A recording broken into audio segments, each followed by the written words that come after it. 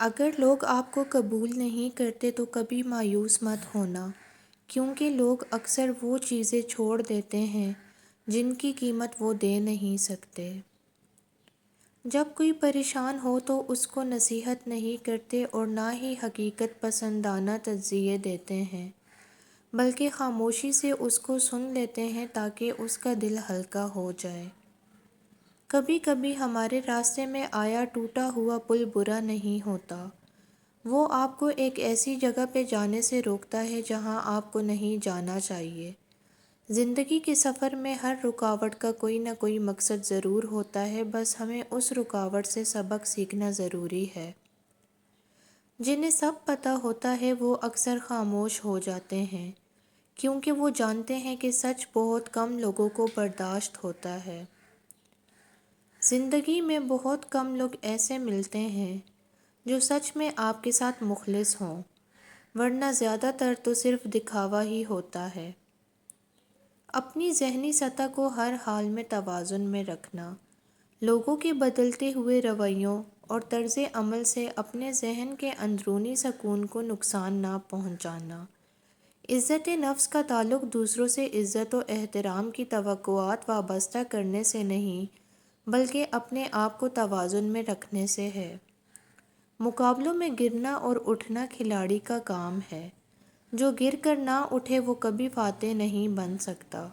اس لیے کبھی بھی گر کر پریشان نہ ہوں، بلکہ ایک نئے جذبے سے اٹھیں اور ہمت دکھائیں۔ کوئی وجہ نہیں کہ آپ فاتح نہ بن سکیں۔ یہ بھی ضروری نہیں کہ ہر فاتح وکٹری سٹینڈ پر نظر آئے، بلکہ ہر وہ کھلاڑی جو آخر تک ہمت نہ ہارے وہ فاتح ہے۔ حضرت علی رضی اللہ عنہ نے فرمایا، اپنی اولاد کی تربیت اپنے زمانے کے طریقوں کے مطابق نہیں، بلکہ جدید دور کے تقاضوں کے مطابق کرو، کیونکہ وہ تمہارے زمانے سے مختلف زمانے کے لیے پیدا کیے گئے ہیں۔ رسول اللہ صلی اللہ علیہ وآلہ وسلم نے فرمایا، نظر کا لگنا حق ہے۔ اگر کوئی چیز تقدیر پر سبقت لے جانے والی ہوتی تو وہ نظر ہوتی۔ ظاہر کو مت دیکھ، آگ دیکھنے میں سرخ ہوتی ہے پر اس کا جلایا ہوا سیاہ ہو جاتا ہے۔ عروج ملنے پر انسان خدا نہ بن جائے، اسی لیے خدا نے زوال رکھا ہے۔ جہاں چار لوگوں میں بیٹھ کر آپ مزے لے لے کر کسی غیر موجود شخص کی برائیاں کرتے ہیں، یقین جانیں آپ کے وہاں سے اٹھتے ہی آپ کی بھی برائیاں شروع ہو جاتی ہیں۔ غیبت کرنا ایسا ہی ہے جیسے کسی کے ہاتھ میں اپنا کریڈٹ کارڈ تھما دینا کہ جس سے آپ کے اکاؤنٹ کی رقم اس کے ہاتھ چلی جائے۔ غیبت سے بالکل اسی طرح ہماری نیکیاں دوسروں کے اعمال نامہ میں ٹرانسفر ہوتی رہتی ہیں۔ اللہ ہمیں اپنی نیکیوں کی حفاظت کرنے کی توفیق عطا فرمائے، آمین۔ انسان اپنے انسان ہونے کا کمال اس وقت دکھاتا ہے جب اسے کوئی مشکل پڑتی ہے اور وہ اس کا حل ڈھونڈ لیتا ہے۔ بکریاں رات ہوتے ہی فوراً سو جاتی ہیں اور فجر سے پہلے اٹھ جاتی ہیں۔ یہ نزول رحمت کا وقت ہوتا ہے، لہٰذا ان میں برکت حاصل ہوتی ہے۔